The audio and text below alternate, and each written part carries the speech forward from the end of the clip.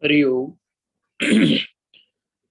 Om Sahana Vavatu Sahanau Bhunaktu Sahaviryam Karavavahai Tejasvinavaditamastu ma vidvishavahai.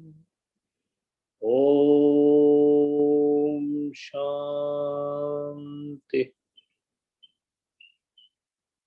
Shanti Shanti.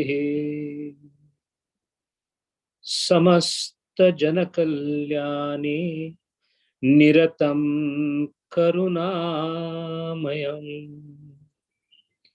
Namami Chinmayam Devam Sadgurum Brahma Vidwaram. Om Sri Chinmaya Sadgurave Namaha. Yogena Chittasya Padena Vacham Malam Sharirasya Cha Vaidyakena Yopa Karottam Pravaram Muninam Patanjali Pranjalina Nathosmi. Hari Om. We are in the concluding pada, the fourth pada, the Kaivalya pada of Patanjali Yoga Sutra. As stated earlier, the philosophical aspect of the yoga in the most crystallized form is being narrated now by Patanjali Maharaj. And amongst the many difficult aspects of the philosophical understanding, the Paroksha Jnana that we are trying to get, one of the most difficult aspects in philosophy is the dilemma or the million-dollar question that the process of knowing involves a knower and an object to be known. Now, we all know by now that the real knower is somebody different than me. When I say a statement, I know, in this statement, there are two things. One is I, another is know. The know pertains to the object, and I pertains to the knower. That means whenever I say I know, it is always there adhyavruta or in the bracket that I know a thing. That means knowing is associated with an object only. If I make a statement, I know, the immediate question from the listener will be, what do you know? That means whenever I have knowledge, the knowledge has to be of something. Now, just analyze this statement because we are going to delve deep into it. When I say I know, I'm speaking of having a knowledge about something, of an object or anything. It means the object of which knowledge I'm trying to get is different than me. So when I say I want to know the mug The mug has to be different from me, otherwise I cannot know this. In an ordinary parlance, when I say I know the mug, that means the mug, the object, has to be different than me. Now, if I don't see the object, there is no way of me knowing it. That means I must have an ability to see the object. That means I must have indriya active during perception. So my prerequisite for knowing is, my basic requirement to know is, there has to be something to be known. Suppose the world, just an imagination, suppose the world is without any object. Now, what do I see and perceive? Can I say I know? Because there is no object in the world. It's an imagination, of course. But when there is no object in the world, I cannot say that I know, because there is nothing there to be known. Now, let's say I am blind. I can't see any object. So a blind person sitting in one place would say, he will never say, I know, because he has not seen. That means, for my knowing, for my perception, presence of an object, ability to perceive an object, which is indriya. Now, can these two alone make it? Let's take a regular example in our life.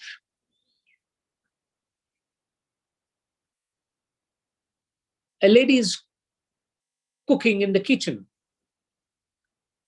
and she's kept, of course, on one side the vegetable is being cooked, on the other side something else is happening, and she's also started boiling the milk. Now she's doing multitasking, so she knows that the milk should not overflow after boiling, so she's keeping her eyes on the milk. While she's watching the milk that it should not overflow, she gets into some thoughts. And all of a sudden, she realizes that it has overflown. Now, what happened? The object was there. The indriya, the eyes were actually looking at the object, yet the perception was not there. That means for the perception, other than the object and the indriya, a third thing has to be there, and that is our mind. Be mindful. We say be mindful means apply your mind there in what you're doing. That means object, indriya, and the antakarana chitta, or the mind or the intellect, whatever we call it, has to be there to know. Then comes the question, if these three things are required for the knowledge, the object perceived by the indriyas is understood by the chitta, and this is very clear for everyone. So everyone comes to the conclusion that the act of perception ends in chitta. If you have antakarana, chitta, indriya, and the objects, the perception will take place. And believing in this, many people, especially the Buddhists, they said chitta is nothing else but Atman. Why? Because that is what allows us to perceive everything. Beyond chitta, there is nothing. However, the Sankhya Yoga came out with the philosophy that the chitta is nothing else but an evolute. So you have indriya, eyes by itself cannot do anything. Eyes require chitta to see a thing. That means by themselves, indriyas are of no use. They require chitta. Similarly, by itself, the chitta is of no use because it is equally neutral the way the indriyas are. If you have an object, an indriya alone, and there is no chitta, there is no mind into it, you can't perceive. Similarly, even if you have object, even if you have indriya, even if you have chitta, you will not perceive. How that is possible? That happens in sleep. In the deep sleep, perception is not there. Now, if chitta is the ultimate bastion, last end of the perception, then you should never recall that you were sleeping because chitta is into laya avastha. So when you get up, how do you say that I had a wonderful sleep? That means even in the nidra avastha, there was something who was watching the chitta, which presupposes there is an authority beyond the chitta. That means there is a fourth component in perception. The object, the indriya, the chitta, and the illuminator, the consciousness, the chitti, the purusha, the atman. So it is by tarka, it is proved that for the perception, object is the grossest, indriya is less gross, chitta is further subtle than the indriyas, and the atman is the subtlest, the last. So the process of knowing an object or the process of knowledge is the illuminator illuminates the chitta then perceives the object through the indriyas, and the knowledge happens. Once again, when the illuminator or the chitta illuminates the chitta, then chitta flows as if flows through the indriya to the object. So when I see an object like a tea mug, my antakarana through my eyes has gone out and covered this object. This is called a tadakarita. It takes the shape of this, and then I realize it that this is a mug. That is the knowledge part of it. Up to this point, it is fine. Also, there is one more aspect.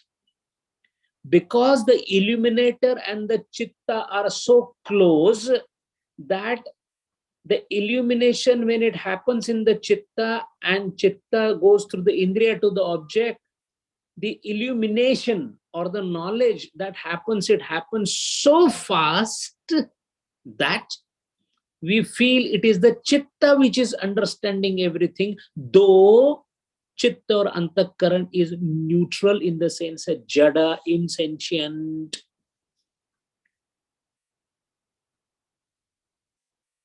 And the commonest analogy given is of japa kusum, a red colored flower kept near a clean crystal.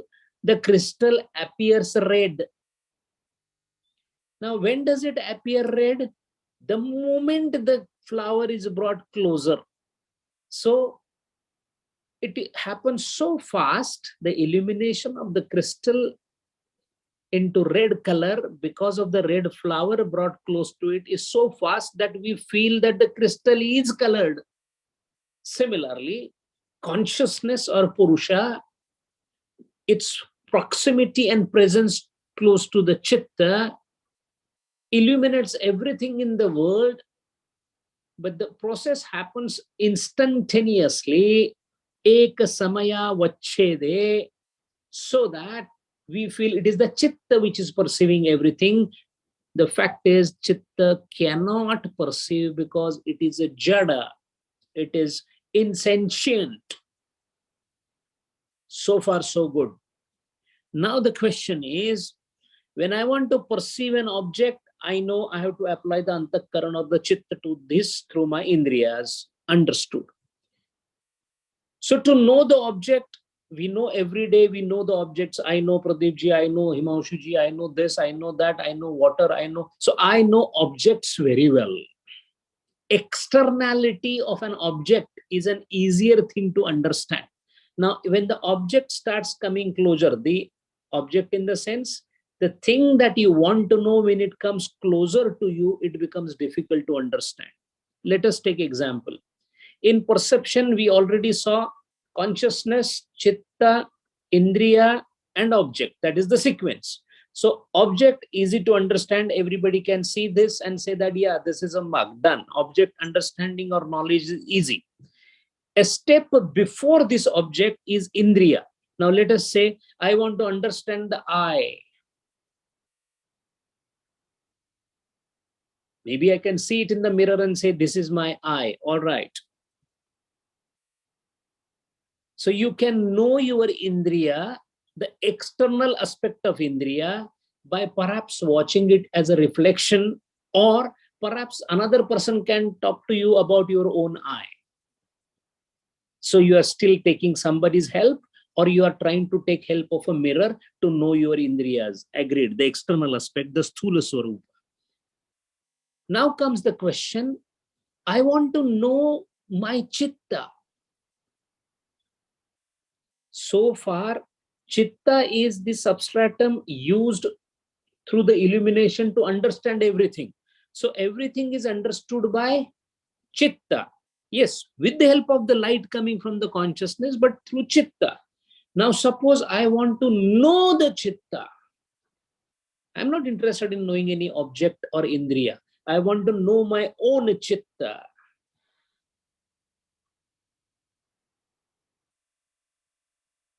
The difficulty arises. How can you know the place where knowledge takes place?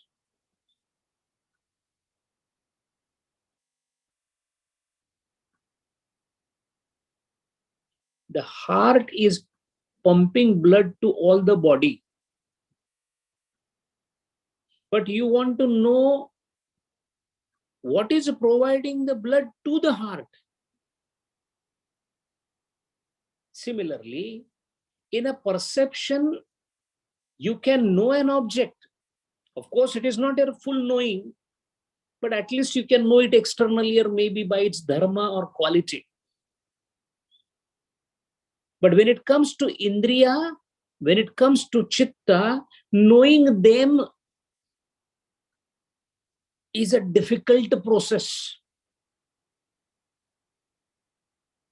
Now, if knowing indriya, knowing chitta itself is difficult,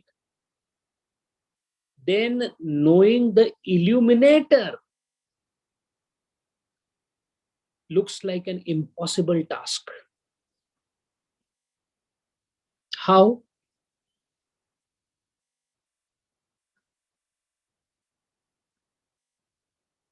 A flame was applied to the wick or applied to the candle. Now, the candle wants to know the flame. The chitta or the antakarana wants to know the illuminator. See, understand the limitations. Chitta, with the help of illumination or the consciousness or Purusha, through Indriya can know the object. That is our experiential world. This is called Loka. Lokyate bhunjate iti lokaha. Experiential world of ours always presupposes these four things. Illuminator, that is Purusha, Chitta, Indriya, object. That's our knowledge, and that's it. Our knowledge ends there. So unless everything is objectified, we cannot know. See, when things are not objectified, now objectification can be in two forms. Objectification can be a solid form like a mug, or objectification can be also an idea. Now, whenever anything takes nama rupa, solidified object, it is easier to understand. Understand them, see the mountain. Everybody can see the mountain. All right.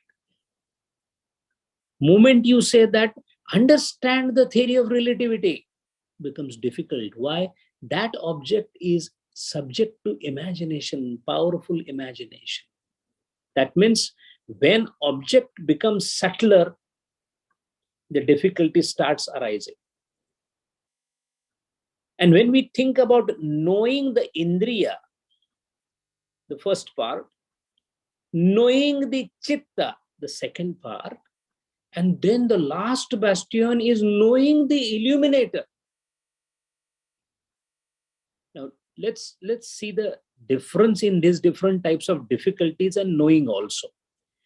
If you want to know the indriya, you have to start again from knowing the object. But you would say that I know the object, sir, this is a mug. That I already know. Now I want to know my eye, my indriya. No. The Yoga Sankhya Tattvajnan does not believe in this. They say that you feel you have seen the object, but you have not seen the object, because according to you, this is a conical thing having some volume. It has got something to hold here. So this is the externality of an object. You don't know the object in its entirety. Then what do I do? To know the object, you have to be one with the object. Now let's take an analogy. I meet Pradeep ji in a satsang, and I'm introduced to him that he is so and so, etc. So now what do I know of Pradeep ji? I know of him as, yeah, he is so and so, he works here, he is from so and so state, he is good in Gita, he has read these books. These are some aspects of Pradeep ji that I came to know in an encounter that I had with him. I meet him again and again. What will happen? New things I will come to know about him. So when we get married, we get a girl in our life or a man in our life, and we come to know certain things about him before marriage. He's working here, etc. Then we go intimate, then we try to understand each and every thing about a person. So after 30 years, we say, I know this person now. What happened? With every encounter, we know more and more about an object. Now, this happened because every encounter gave us ability to penetrate into that object, to know more about it. Now, this happened over a period of 30 years that I know my spouse very well now. I think so. Even then, it is not complete knowing. Now, if you don't have so much of time to know the object, then the only way to know the object in its entirety is to become an object. That means I may be knowing something about Pradeep ji, but to know Pradeep ji in totality, I have to become Pradeep ji. Who knows Pradeep ji best? Pradeep ji himself knows himself best. Why? Because he is Pradeep ji. So for me to claim that I know Pradeep ji in 100%, I have to be Pradeep ji. This process of becoming 100% of the object. And when can I become complete Pradeep ji? When I will stop being Dr. Jadhav.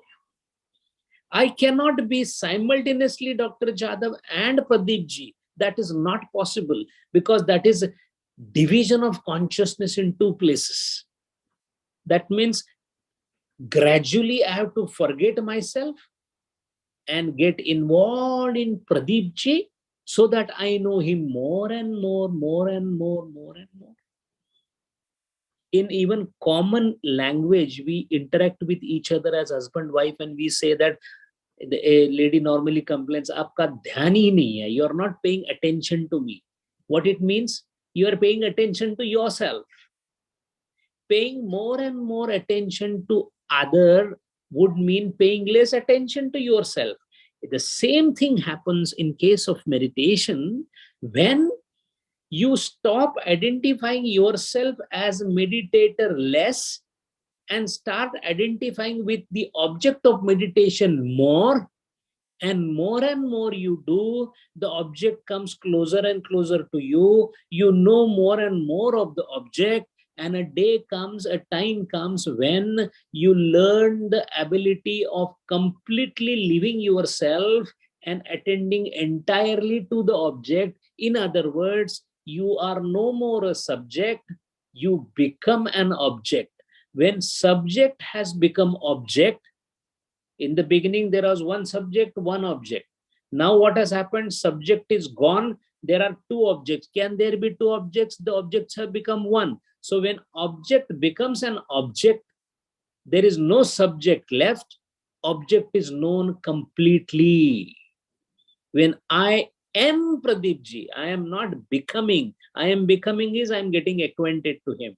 When I am Pradeepji, I know Pradeepji in entirety. If this is how the knowledge takes place, then comes the question, by developing the art of knowing, first of all, the external objects in complete totality, I develop an ability to know an object. Currently, we all do not know how to see these objects. That's why we feel the object is this, and that's why we see the differences. When an object is penetrated deeply and you become the object, you realize that all objects are same. That is why it is immaterial on which you are meditating. Anything in the world can be meditated upon. From the mud to the grass to the Vishnu Shaligram to the Shiva Murti to the Shiva Linga, anything. Because the art of penetrating into the object and becoming object is important than which object you have chosen. To an extent, you can even have abstract thought as an object of meditation. Let us say I am meditating on the fact that I am Vishnu, I am Bhagavan Vishnu myself. That's possible. It is called Ahangraha Upasana. Aham Grahyati Vishnu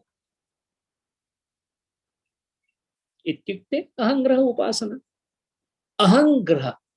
It is possible. In fact, all great research results, all inventions, all discoveries are nothing else but the results of meditation on an abstract thought. Einstein proved the theory of relativity later on with mathematical formulas, but first he thought about it. That is why if you see his utterances, he constantly and always makes a mention of one thing. He says, it is not important to have anything else but imaginative faculty, the faculty of imagination. And when he says faculty, means not wayward ideas. He's talking about the ability to meditate upon even imaginary ideas. So every research is nothing else but mini meditation done on some thought, giving into some kind of results. Every singer meditates upon the swaras.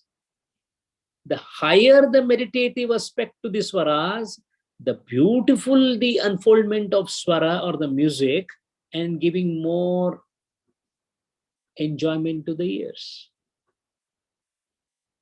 So till this extent, it is all understood. The biggest problem now is, how is it that the same mind then can be trained further? Now the object has been trained through meditation. The next stage is to meditate upon the indriya. After the indriyas are meditated upon, currently we have no idea whatsoever about the indriyas except the fact that eyes are like this, mouth is like this, nose is like this. These are external aspects of indriyas. It has got no role to play. The real nature of sattva guna rupa indriya. Yogi, after the success of meditation achieved on the object, turns towards the indriyas. after turning towards the indriyas, then it turns himself towards the antakarna itself. Now look at the irony in a positive sense. It is the antakarna that is helping to meditate. And now the same antakarna is trying to meditate upon antakarna. Sounds cliche, sounds oxymoron. But it is true, it is fact. How it is possible? Because one may commonly say that how it is possible that, you are saying that there is a torch and the torch is trying to enlighten the torch. See the difficulty? How chitta itself can meditate upon the chitta?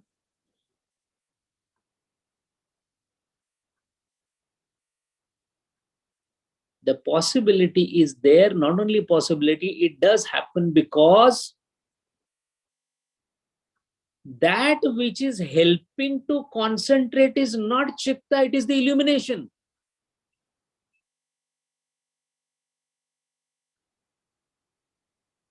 The mirror was reflecting the light and everything was seen. Agreed. Now we want to know about the mirror itself. And that is possible because what is seen as a light in the mirror is coming from somewhere else. So it is possible to meditate upon the mirror and realize, oh, it is the sun that is reflecting here.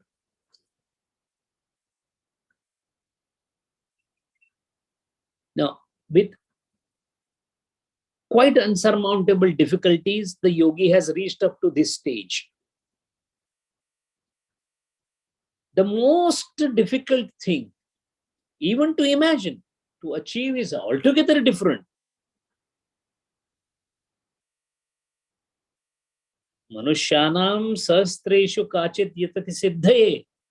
Why Sri Krishna Bhagavan said this in Bhagavad Gita? Arjuna, thousands and thousands of births, one attempts, and one amongst them reaches me. Why he has said that? Because concentrating or meditating upon the chitta can still be achieved.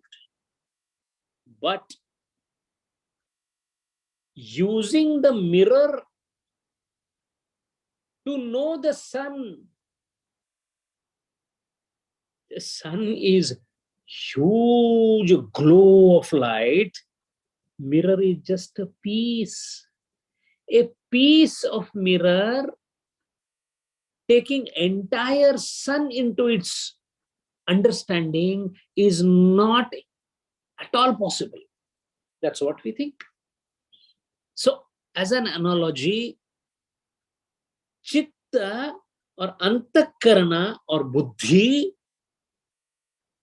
taking the enlighter or the illumination or the purusha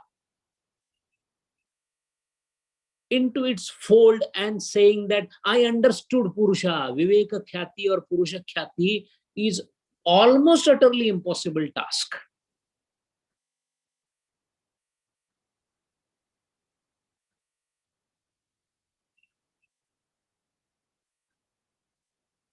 Then another problem is there. See, these are the deeper philosophy aspects which we need to understand.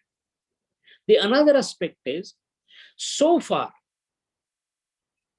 I was able to understand the object or the antakarna, everything, because of the illuminator. So every time I borrowed the light from the sun as a mirror and saw everything here and there. Agreed. So to see everything, I require reflected sunlight. The problem is, to see the sun, which light do I require?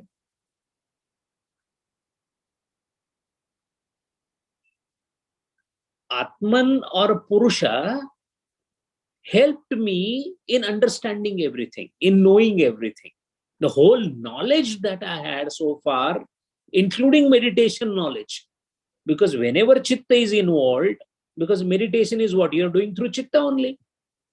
Yoga chitta vritti nirodha. Chitta vritti is there. As long as chitta is there, you require an illuminator. So with the help of illumination, I did this. I did a very, very difficult task of even contemplating on the chitta. Agreed. But the fact is, so far I have been using consciousness to know. Now I want to know the consciousness. So whose help should I take?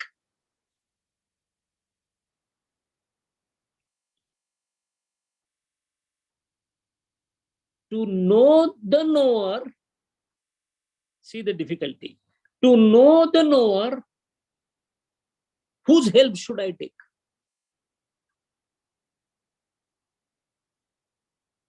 That is the subject of 24th Sutra, 22nd Sutra.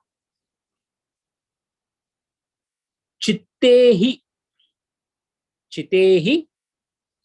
apratisankramayaha tad akar apattau swabuddhi samvedanam.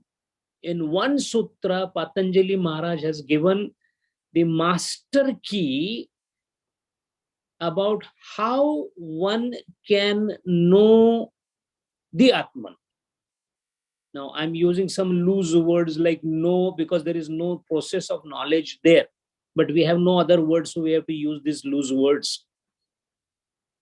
Katham kena prakarena purushasya chitta drashtutvam buddhi bhoktrutvam va siddhati. So far we say drashta, the one seer, is consciousness.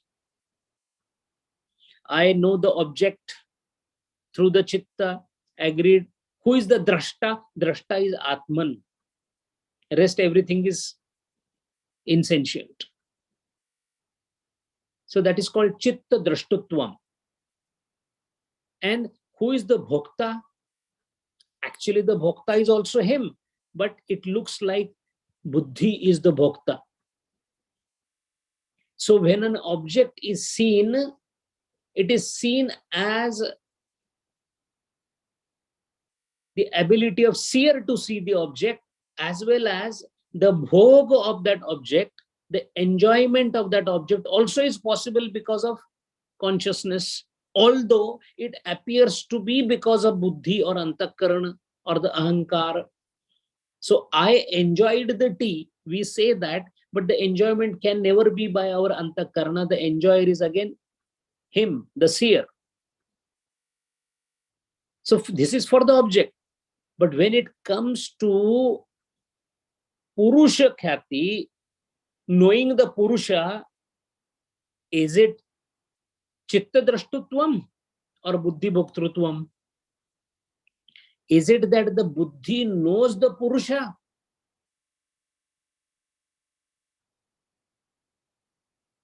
And if Buddhi can know the Purusha, then it is a subject of knowledge. It can't be Purusha anymore. And if Buddhi knows Purusha, then who enlightens Buddhi to know the Purusha? Because Purusha himself is the enlighter.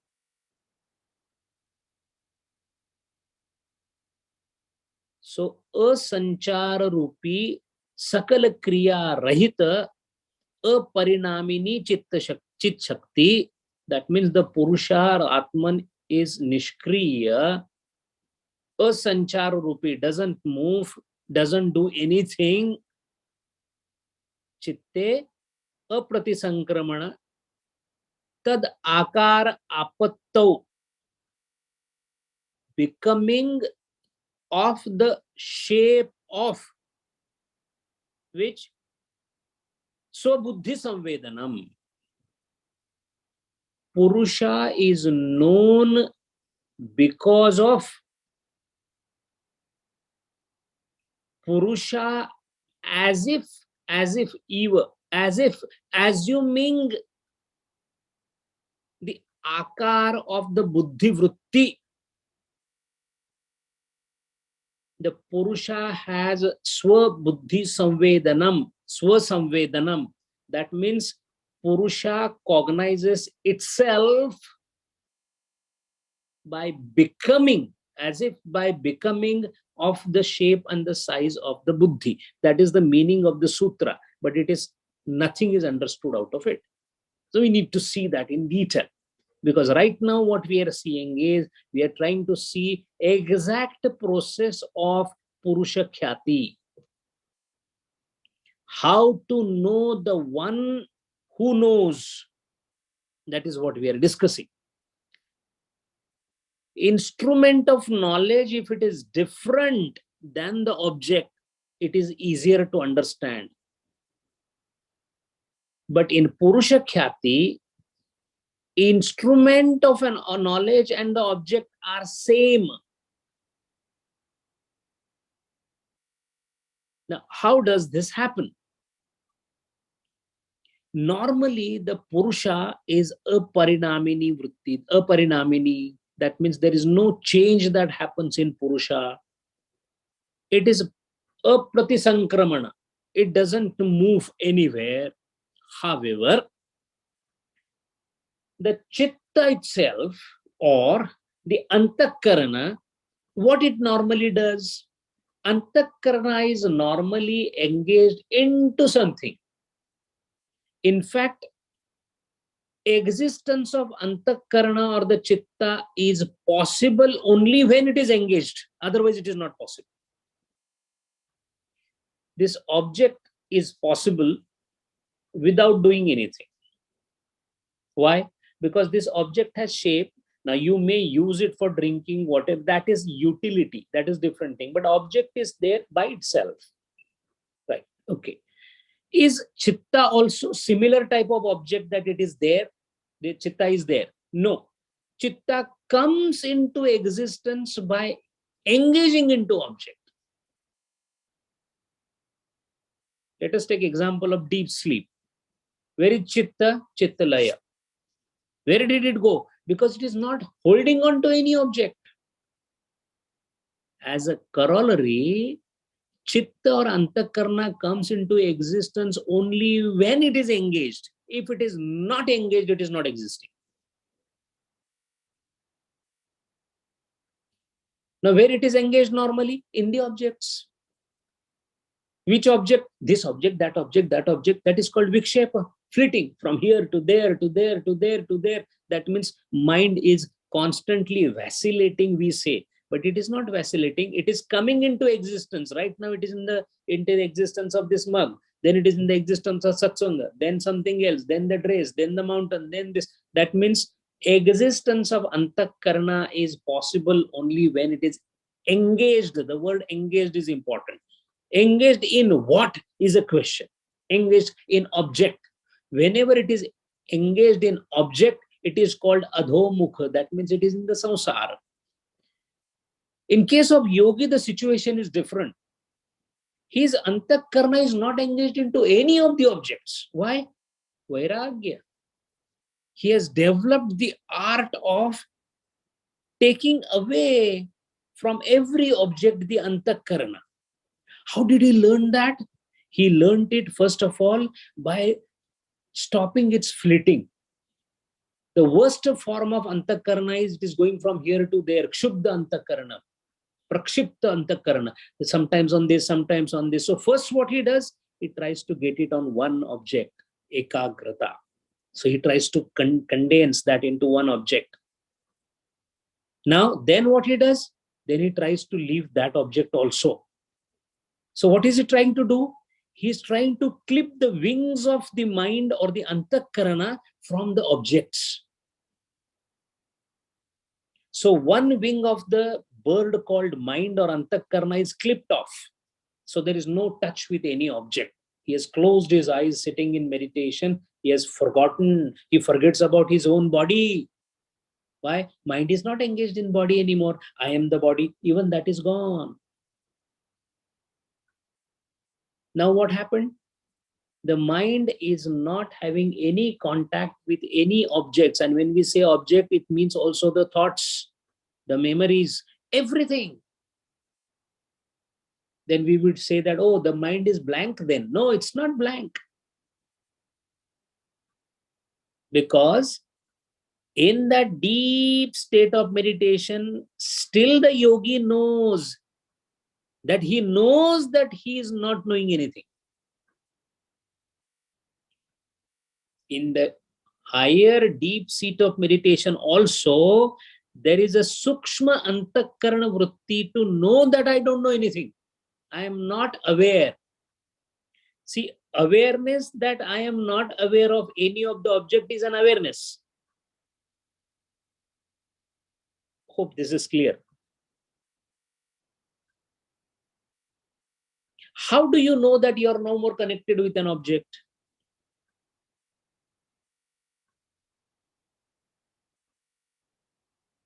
How is it that you know that you are no more connected with an object?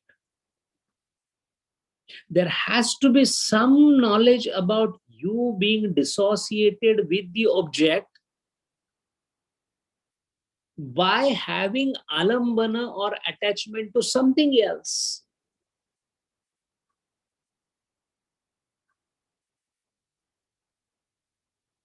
You are no more in darkness. Agreed. But I am in full light. That awareness is there.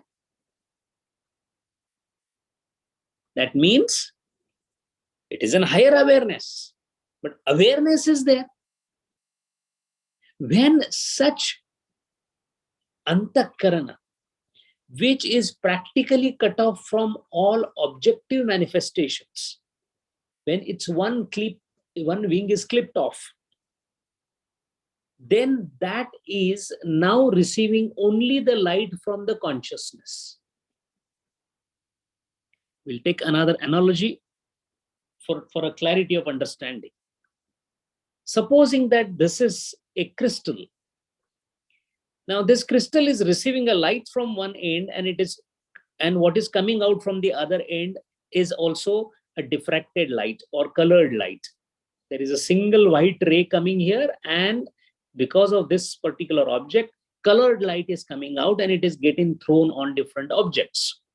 So currently, one is aware of the different types of lights and different types of objects. Now, when this is all closed off, then this particular crystal will be only remaining and a ray of light will remain. What is coming out from the other end is gone.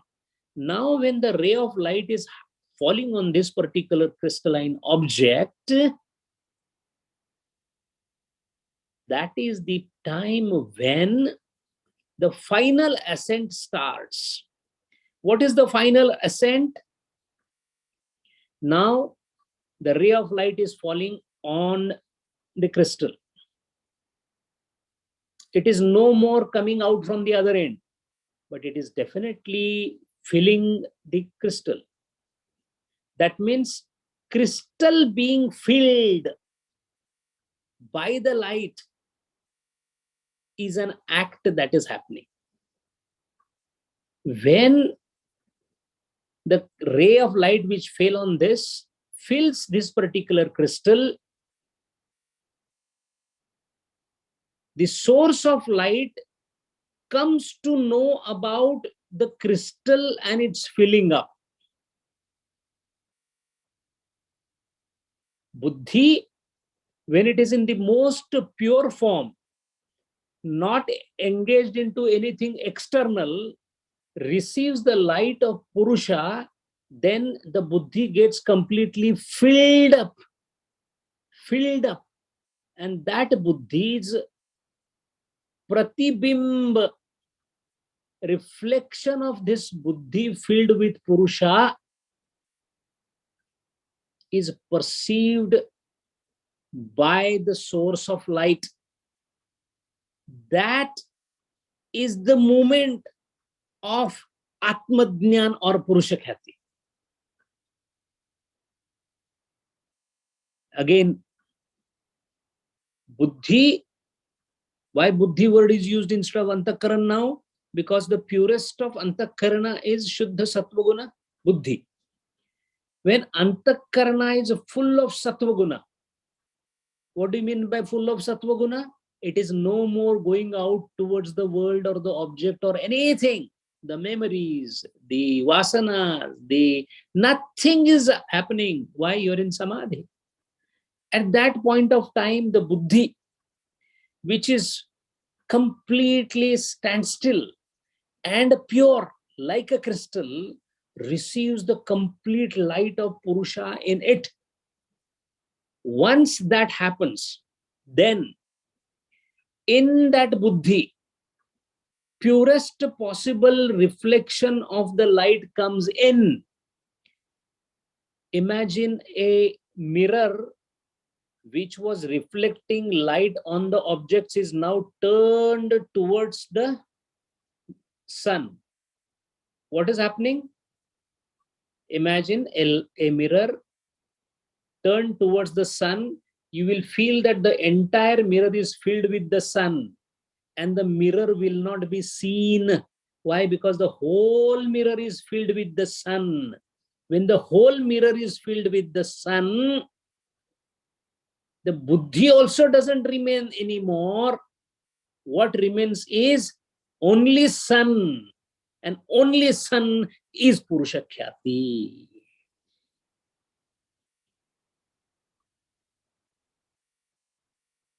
This is called a Pratibimbavad, meaning thereby the bimba, the Purusha, reflecting into buddhi, pratibimba, it becomes one. Imagine in a bucket full of water, the moon is reflected. It was all, the water was tossing, turning, it was muddy. Never ever the moon was clear.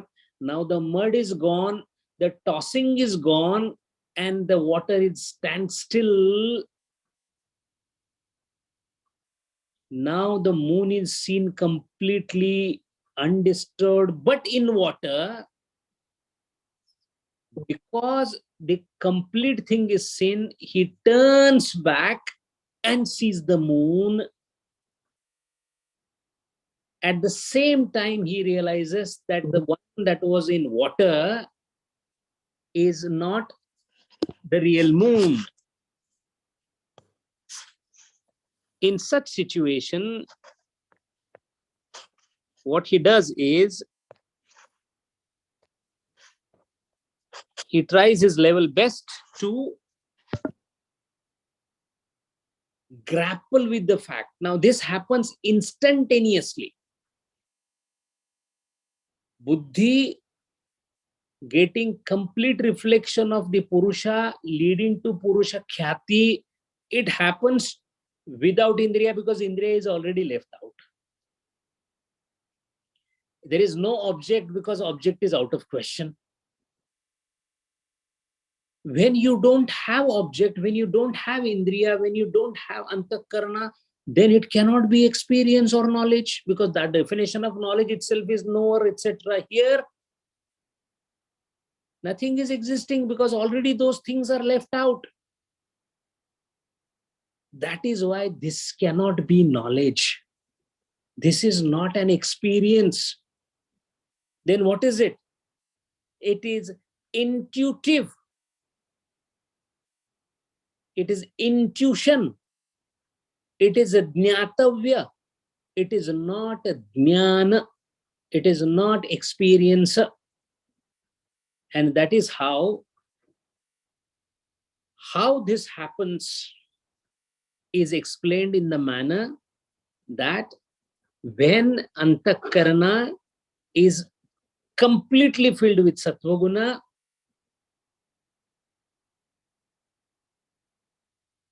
has no Rajo or Tamogunic activity, meaning thereby there is no vikshep happening, Ajnana has been destroyed, no object, no impression of the object in the mind in the form of memory is disturbing, no vasana is disturbing at the moment because of Dagdha Klesha Bija. Avidya, Asmita, Raga, Dvesha, Abhinivesha is gone. Para Vairagya is there, nothing, no interest is there in anything. Such an Antakarana has the ability to perceive the Purusha in its buddhi.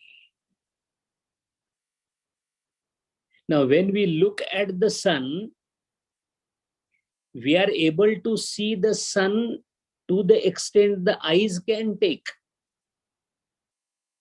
Agreed? If you go close to the sun, then you will see only a part of the sun, because how much sun can you take to you depends on how much your eyes can take in. But the fact remains that you have seen the sun, and that's enough. Similarly, buddhi in its purest form sees the Purusha as a reflection of Purusha in it, and then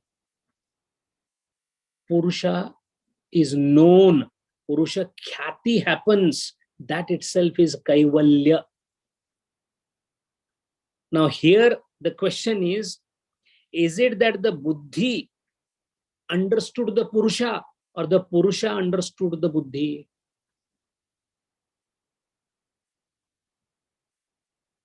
When Purusha or the Atman understands, in the sense Atman understands everything, but so far that understanding was through the Antakarna of the world. Now the Purusha or the Atman is recognizing or giving its bhoga or drushyatva to the buddhi. That is why it is not knowing, but it is called swasamvedana. Swasamvedana means knowing itself by itself without knowing. Swasamvedya. Swasamvedya means not needing any other light to enlighten is swasamvedyata. Om Namo Jadhav Jaya Jaya Swasamvedya. The first OV, first couplet of Jnaneshwar Maharaj in his commentary is this. Om Namo Jadhav, that means Purusha, Jaya Jaya Swasamvedya, the one who is Swasamvedya, self-illuminator, one who does not require another illumination. Now this is just the opening of the 22nd Sutra, which describes the process of knowing the Purusha or Purusha Khyati and how does that happen. We are going to again see further, little more in detail about this process of knowing. Again, the word knowing is not the right word, but process of having the Purusha Khyati. How does this happen? 1, 2. Once the Purusha Khyati is there, then how is it that such a liberated soul still keeps his consciousness that, which is a lower consciousness, which is through Antakarna? So how does he remember that he's supposed to eat, sleep, he is supposed to smile, he is supposed to talk, he is supposed to say no, yes, because all these things are vrittis and he's gone beyond it. How to reconcile these two things? How the Jivan Mukta doesn't become dead there itself? These are also questions to be answered in the coming sutras. So far so good. A preliminary introduction to know how Purusha Khyati takes place is explained in the 22nd Sutra. Hari Om. Om Purnamada Purnam Nidam Purnat Purnam Udachyate Purnasya Purnamadaya Purnameva Vashishyate. Om Shanti Shanti Shanti. Hari Om Shri Gurubhyo Namaha. Hari Om.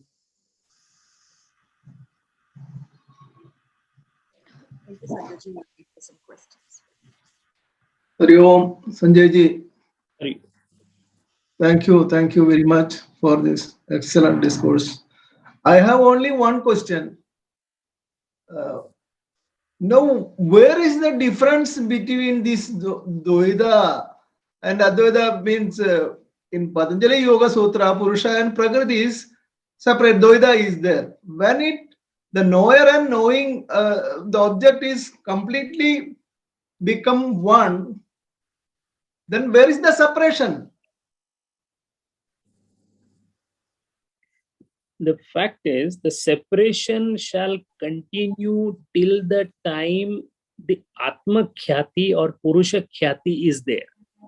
The fact that I know something, till the time followed by the experience, howsoever of a higher level, is still continuing. When Atma Khyati happens, every question about oneself gets completely dissolved. For example, the fact that I am in the process of meditation, the fact that I am in the highest realm of consciousness, still leaves a trace of separatedness. It's only when the last trace of experience or state being ascertained, Sat Chit Ananda state is one state, but ascertaining the state, being aware of the state, is also a block. Atman is described as Sat Chit Ananda.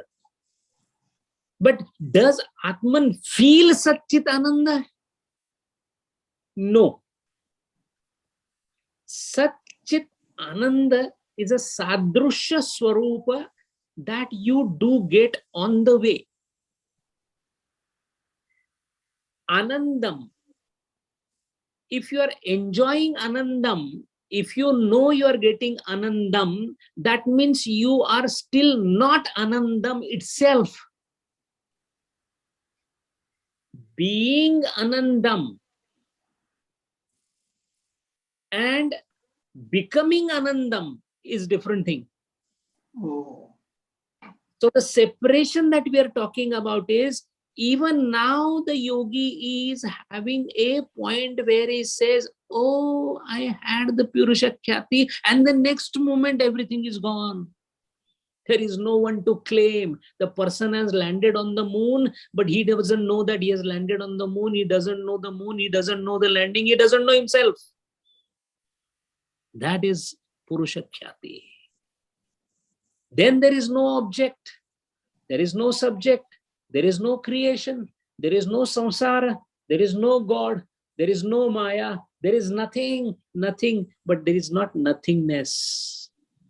There is a positive thing, that is Atman, because there is nothing in our hand to describe that. The only way is to describe through the futile words that we have. That is why the state that we are now coming to is of a Purusha Khyati, where what all is gone, what all disappears, is going to come in the next 2-3 sutras. Hari Om. Hari Om. Thank you. Thank you.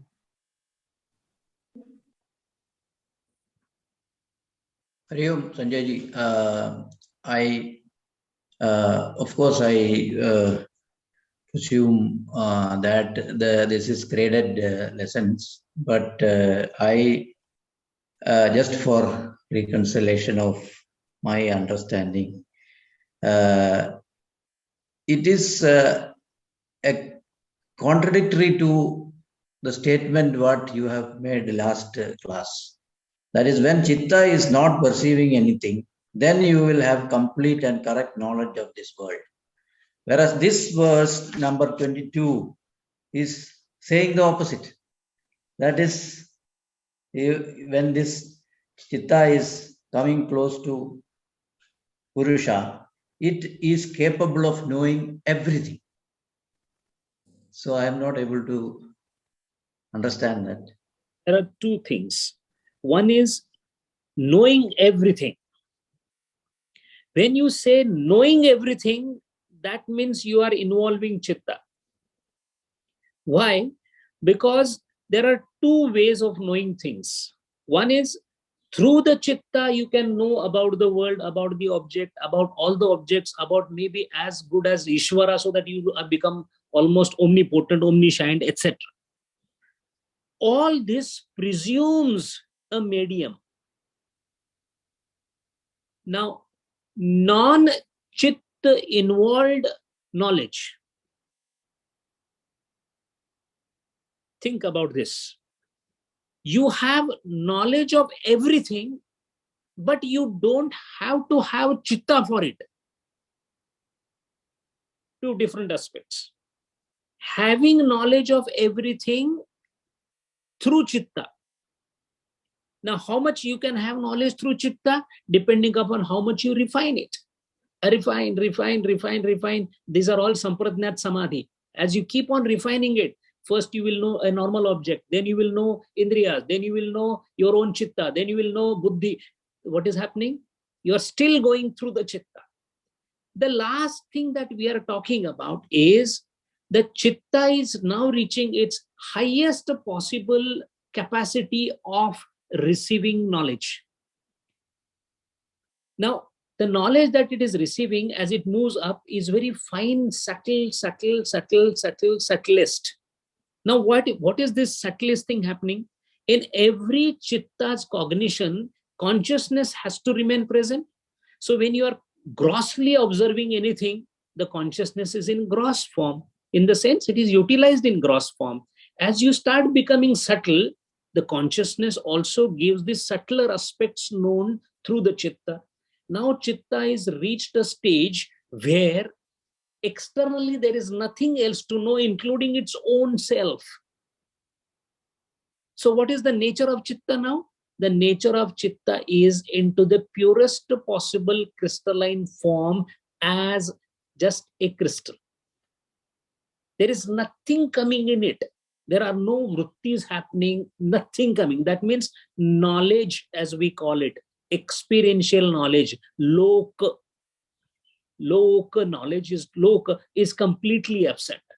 At that point of time, it being still there, in purest possible form, it being still there, at that point of time, it is able to completely take the reflection of the Purusha into Chitta. The question is whether Chitta is taking the Purusha in it, or whether Purusha is reflecting itself in that Chitta. These two aspects are different. Chitta doing some active thing to receive the Purusha. No, it is not doing anything active at all. Chitta is in just a dead form as it is, but dead in a different sense. No more vrittis into it. Now what is happening is Purusha is able to reflect. And when we say reflect, it is eva, as if it is reflecting. We are going to come to that in the next sutra. The Purusha, as if it has reflected in buddhi. Now, what is there in Antakarana? Only the light of Purusha. What is the use of the? There is no use anymore of the light, because use means chitta vritti. Only the light, and that is the time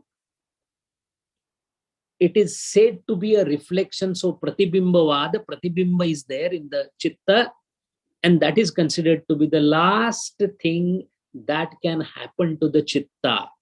Why last thing? When Purusha itself, by its proximity, is filling up everything in this world, similarly it is filling up the chitta. What happens is nothing remains in the world. Why? Because the chitta being gone in one sense, Purusha is the one which is pervading everywhere. Now, this pervasion, so far which was happening through the narrow slit called Chitta, or a narrow crystal called Chitta, is gone. When Chitta does Ekagrata, it is discarding the objects. It is discarding what is in front of it. This is a stage when Chitta itself is getting discarded because the light from behind has pervaded everything. That is the process of Purusha Khyati or Atma Jnana. Again, down the line, we will further be explaining it. Do throw questions if it is further not clear, so that we can get it in complete entirety, because this is the most critical part of Kaivalya Pada, and it is almost approaching the conclusion now. After another 4 or 5 sutras, the whole Patanjali Yoga Sutra is going to end, but this is the culmination. It is going to definitely bring in a strenuous mental exercise to understand it, but we can definitely take it forward. Please keep throwing the questions. Hari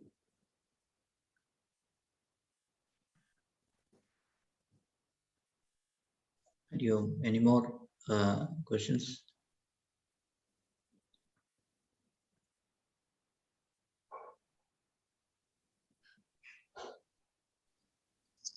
Hari Om, Sanjay ji. Thank you for this wonderful discourse. I have, it may be irrelevant, but I have just cropped up a doubt. When you say in medical terms, brain dead, and many people not recover out of that, but after a few years or after a few hours, regains the consciousness. So where does this consciousness, this chitta, rest during that period? The consciousness, it doesn't rest anywhere. Consciousness is there everywhere, pervading, always, all the times. The instrument that uses the consciousness may be there, may not be there, may work, may not work. Sunlight is always there. The mirror may get covered with the dust, mirror may be clean with the dust. That is the problem with the mirror. Nothing to do with the consciousness. So in all the comas or brain dead or even person dead, consciousness doesn't go anywhere. It is there. The instrument that uses the consciousness, and the finest instrument is Antakarana. That is no more functioning through an instrument called body. In the body, the consciousness that is there, which is pervading everywhere, is also pervading the body. That operates in the body through the instrument called organ. One of the organ is brain. All the organs are made to work with the help of prana. Prana itself is nothing else but the invisible manifestation of the consciousness operating in that bound body. So when you are brain dead, pranas are still working. So consciousness is still working. Consciousness will never stop working. Instrument may stop, may disappear, new instrument may come, it may stop in between and restart. Those are instrument issues. It has nothing to do with the consciousness. Hari Om.